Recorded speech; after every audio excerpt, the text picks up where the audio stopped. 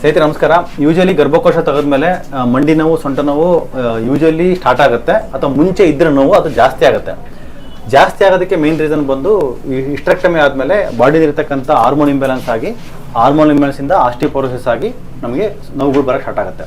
So ಮತ್ತೆ ನಾವು pain killer ತಗೊಂತೀವಿ, physiotherapy ಮಾಡಿಸ್ತೀವಿ, ಮತ್ತೆ ಇದಾಗಿಲ್ಲ ಅಂದರೆ ಸೊಂಟದ್ದು ಇಲ್ಲಾಂದರೆ ಮಂಡಿದು ಸರ್ಜರಿಗೆ ಹೋಗ್ತೀವಿ ಪೇಯ್ನ್ ತಡ್ಕೊಳಕ್ಕಾಗದಿರೋ ಕಂಡೀಷನಲ್ಲಿ.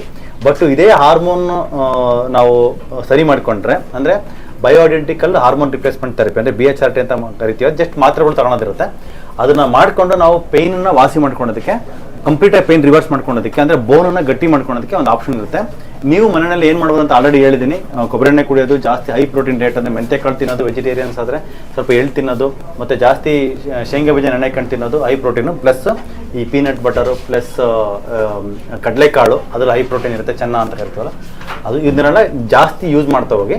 ಮತ್ತು ಮುಖ್ಯವಾಗಿ ಅಯೋಡಿನ್ ಡ್ರಾಪ್ಸು ನಿಮ್ಮ ಲೋಕಲ್ ಮೆಡಿಕಲ್ ಸ್ಟೋರಲ್ಲಿ ಸಿಕ್ಕರೆ ಅಯೋಡಿನ್ ಡ್ರಾಪ್ಸು ಡೈಲಿ ಒಂದು 5 to 6 ಡ್ರಾಪ್ಸ್ ಅಯೋಡಿನ ಎವ್ರಿಡೇ ಕನ್ಸ್ಯೂಮ್ ಮಾಡ್ತಾ ಹೋಗಿ. ಅದರಲ್ಲಿ ಹಾರ್ಮೋನ್ ಇಂಬ್ಯಾಲೆನ್ಸ್ ಕರೆಕ್ಷನ್ ಆಗುತ್ತೆ. ಮತ್ತು ಕ್ಲೋರಿನೇಟೆಡ್ ವಾಟರ್ ಎಷ್ಟು ಕಡಿಮೆ ಆಗುತ್ತೆ ಅಷ್ಟು ಕಡಿಮೆ ಯೂಸ್ ಮಾಡಬೇಕು. ಬಟ್ ಇವಾಗೆಲ್ಲ ಆಲ್ಮೋಸ್ಟ್ ಕ್ಲೋರಿನೇಟೆಡ್ ಇರುತ್ತೆ. ಫಿಲ್ಟರ್ ಹಾಕೊಂಡ್ಬಿಟ್ಟು ಎಷ್ಟಾಗುತ್ತೆ ಅಷ್ಟು ಕ್ಲೋರಿನ್ ರಿಮೂವ್ ಮಾಡ್ಕೊಂಡು ಯೂಸ್ ಮಾಡಿ.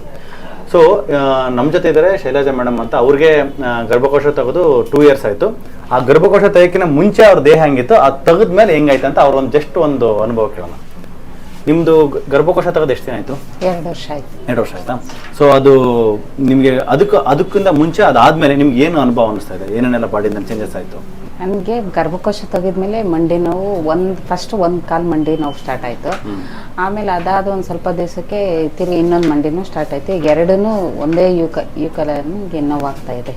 ಕುತ್ಕೊಂಡು ಎದ್ದರೆ ಮುಂದಕ್ಕೆ ನಡೆಯೋಕ್ಕೆ ಆಗ್ತಾ ಇಲ್ಲ, ಅಷ್ಟು ನೋವಾಗ್ತಾ ಇದೆ, ಪೇಯ್ನ್ ಆಗ್ತಾ ಇದೆ ಮಂಡಿ. ಬ್ಯಾಕ್ ಪೇಯ್ನ್ ತುಂಬ ದಿವಸದಿಂದ ಇತ್ತು, ಇವಾಗ ಒಂದು ಸ್ವಲ್ಪ ಜಾಸ್ತಿ ಆಗಿದೆ. ಮದ್ದಷ್ಟು ಶಕ್ತಿ ಇಲ್ಲ ಅಂದರೆ ಕೆಲಸ ಮಾಡೋಕ್ಕಾಗಲ್ಲ, ವೀಕ್ ಆಗ್ತದೆ, ಬಾಡಿ ವೀಕ್ ಆಗ್ತಾ ಇದೆ. ಯಾಕಂದರೆ hormones are very essential part of human body. ಅದು ಇಲ್ಲ ಅಂತಂದರೆ ಬಾಡಿಲಿರೋ ಎಷ್ಟೋ ಮೆಟಾಬಾಲಿಸಮ್ಸ್ ಆಗೋದಿಲ್ಲ. ಸೊ ಬೋನ್ಗೆ ಕ್ಯಾಲ್ಶಿಯಮ್ಮು ಡೆಪಾಸಿಟ್ ಆಗಬೇಕು ಅಂತಂದರೆ ಲಾಟ್ ಆಫ್ ಮಿನರಲ್ಸ್, ಬರೀ ಕ್ಯಾಲ್ಶಿಯಂ ಮಾತ್ರ ತಗೊಳೋದಷ್ಟೇ ಅಲ್ಲ, ಕ್ಯಾಲ್ಶಿಯಂ ಯುಕ್ತ ಫುಡ್ಗಳು ತಗೊಳೋದಷ್ಟೇ ಅಲ್ಲ, ಅದು ಹೋಗಿ ಡೆಪಾಸಿಟ್ ಆಗೋಕ್ಕೆ ನಮ್ಮ ಬಾಡಿನಲ್ಲಿ ಹಾರ್ಮೋನ್ಸ್ ಬೇಕು. ಹಾರ್ಮೋನ್ಸ್ ಪ್ರೊಡ್ಯೂಸ್ ಆಗೋಕ್ಕೆ we need lot of proteins and lot of fat, because most of the hormones R fat dependent and protein dependent, healthy ಆಗಿರ್ತಕ್ಕಂಥದ್ದು. ಸೊ ನೀವು ಕೊಬ್ಬರಿ ಎಣ್ಣೆ ಕುಡಿತಾ ಇದ್ದೀನಿ ಅಂತ ಹೇಳಿದ್ರಿ ಯೂಟ್ಯೂಬ್ ವಿಡಿಯೋ ನೋಡಿ. ಎಷ್ಟು ದಿನದಿಂದ ಕುಡಿತಿದ್ದೀರಿ? 15 ದಿವಸದಿಂದ ಕುಡಿತಾ ಇದ್ದೀನಿ. ಇವಾಗ ಮೊನ್ನೆ 15 ಅದಂಗೆ ಕಂಟಿನ್ಯೂ ಮಾಡಿ ಫ್ಯೂಚರ್ಗೆ.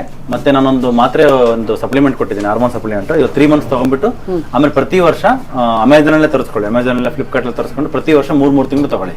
So that hormone imbalance correct ಹಂಗೆ ಮೇಂಟೈನ್ ಆಗಿ ಫ್ಯೂಚರಲ್ಲಿ ನಿಮಗೆ ಮತ್ತೆ ಪೇಯ್ನ್ ಬರ್ದಿರುತ್ತಾ ಪ್ರಿವೆಂಟ್ ಆಗಲಿ ಅಂತ. ಓಕೆ, ಪ್ರಿವೆಂಟ್ ಆದರೆ ನಿಮಗೆ ಆಲ್ಮೋಸ್ಟ್ ಎಲ್ಲ ರೀತಿ ಚೆನ್ನಾಗುತ್ತೆ ಅಂತ. Thank you.